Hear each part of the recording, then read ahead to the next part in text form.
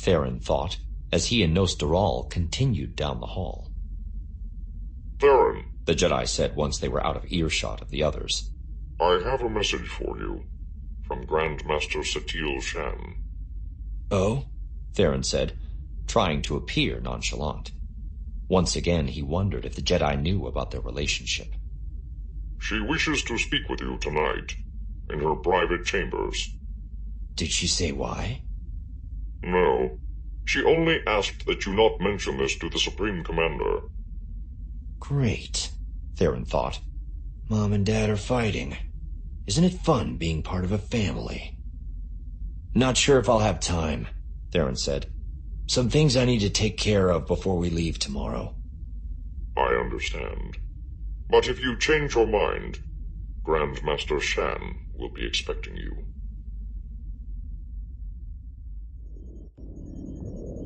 Chapter 19.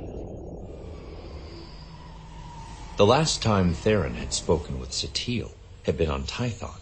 That meeting had been his idea. He'd snuck into her private quarters to tell her about Nagani Zhou's death. Zhou had been her master and her mentor, and she deserved to hear the news in person, not over a holo or in some report.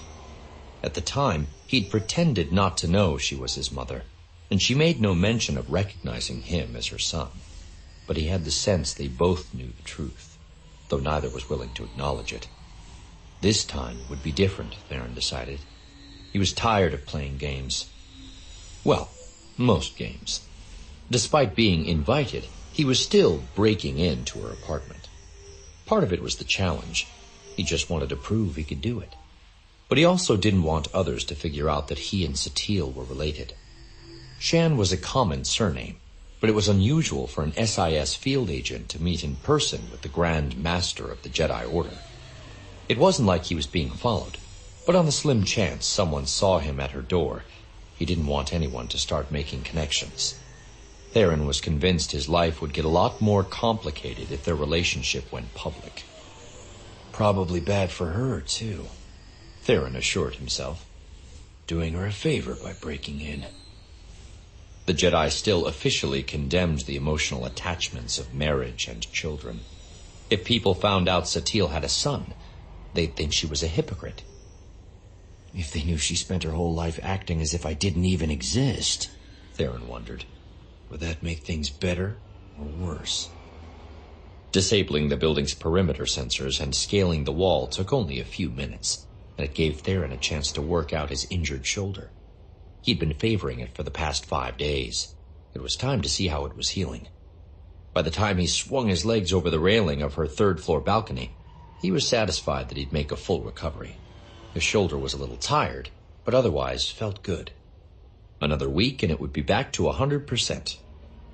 The sliding glass doors leading from the balcony and into the apartment were wide open, despite the chill of the night air. Clearly Satele was expecting him. As he stepped into the apartment, she rose from the chair she had been sitting in. She was wearing the simple brown robes of a Jedi, her hood thrown back. Her shoulder-length hair was brown with some faint silver-gray highlights that gave her a regal air. Theron didn't see much family resemblance in their features, but he wasn't looking that hard. Her skin was surprisingly smooth and clear. Though she was close to 60, she looked at least 2 decades younger. Is that because the Force flows through her? He thought. Or is it just good genes? Thank you for coming, she said. Please, come in and close the door. Theron complied, sliding the patio doors shut as his eyes took in his surroundings. The apartment was fully furnished and decorated. Nothing overly lavish or opulent, but it was obvious more than a few credits had been spent. I thought the Jedi didn't believe in material goods. The apartment was furnished when I moved in, Satele said. And it's important to make visitors feel comfortable. Do you really think less of me because I'm not living in an empty hut with nothing to my name but the clothes on my back and a meditation mat? That's how Master Zhou lived most of his life, Theron said. He was never Grand Master. He enjoyed a simpler existence. I have certain expectations and obligations that I must meet, even if they go against what I would choose for myself. You wanted to see me? Theron said, changing the subject. After a brief pause, he added a sarcastic, "Mother?" "You have every right to be angry with me," Satele replied, her voice calm but also tinged with sorrow. "I don't expect you to fully understand why I had to give you up, but you should know it was the most difficult thing I have ever done." "Is that why you wanted to see me?" Theron asked. "To tell me you made a mistake?" "I didn't say that," she replied. "As hard as it was, giving you up was the right choice. I would do it again." Theron sighed. "I understand better than you think," he said, his voice softening. "I'm not angry at you. I respect what you did. You made a sacrifice for the sake of the Republic." "And for you, Theron," Satele said, coming toward him and placing a hand on his arm. "I knew Nagani Zhou would raise you well. You were better off with him than me." Theron didn't shrug her hand away, though he stiffened uncomfortably at her touch. Sensing this, she pulled back, though her serene expression never changed. "When I see what you've become," she continued, "I know I made the right decision. Nagani Zhou would be proud of you, Theron. I'm proud of you." "I don't need your approval," Theron said, though he was careful to keep any venom from coloring his words. "Of course not," she said, turning away and walking back to the center of the room before turning to face him again. "But you have it anyway." "Was there anything else you wanted to say?" Theron asked. "Master Nosteral and I are leaving tomorrow morning." "I know you've been working with Jace Malcolm." "You mean my father?" "I suppose it was inevitable that he would find out," she said. "Perhaps I should have told him sooner." "That's between you and him," Theron insisted. "I'm happy with my life. I'm comfortable with who I am. None of this matters to me." "But it matters to Jace," she said. "You may not hold any bitterness in your heart toward me, but I fear he does." "I can see how that might be a problem," Theron said. "For the Republic, I mean."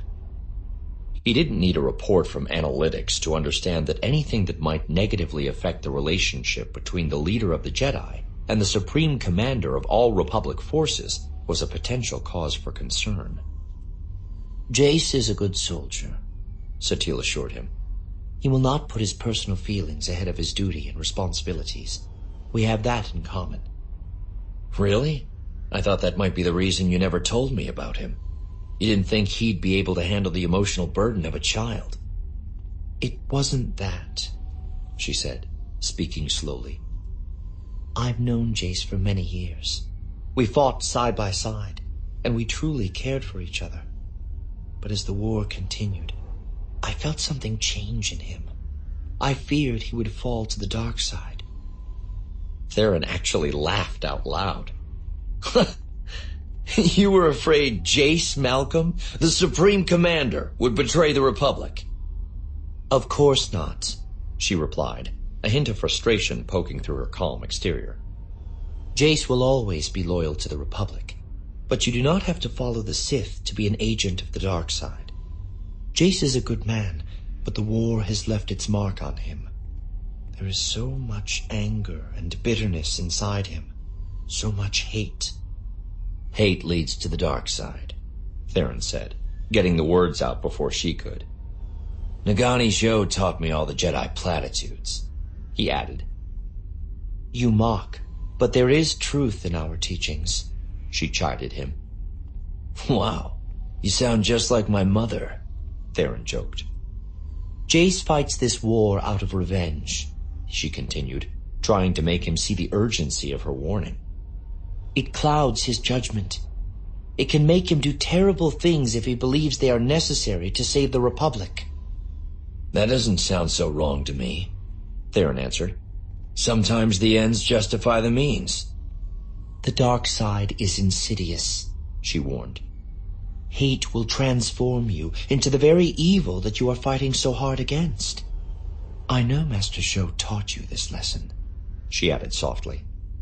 "He taught me a lot of things," Theron shot back, his blood suddenly boiling. "Back when he thought I was going to be a Jedi. But I'm not a Jedi, and neither is my father." It was clear to him now what was going on. Satele was afraid Jace was going to somehow corrupt him, and she was determined to save her son by sharing her glorious wisdom.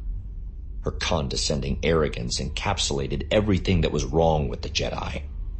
"Light side, dark side, these are just empty words," he continued, his voice rising to a shout. "There are only two sides I care about. Us and them. Republic or Empire." "It was not my intention to upset you," she said. "Of course not," Theron replied. "That would mean I was showing some emotion. And we all know there is no emotion, only peace, right?" He waited for Satele to offer another pre-packaged Jedi mantra in response, but the Grand Master caught him off guard. "Theron, I know you don't want me as part of your life," she said, seemingly abandoning their argument midstream and changing topics. "I respect your choice, but you know where to find me if you ever need my help. Reach out to me, and I will be there. I promise." "Don't hold your breath," Theron said. "Are we done here?" "I have said my piece," she told him. Theron turned his back on her and marched over to the balcony doors. He yanked them open and climbed over the railing, relieved to leave Satele and her insipid Jedi philosophy behind.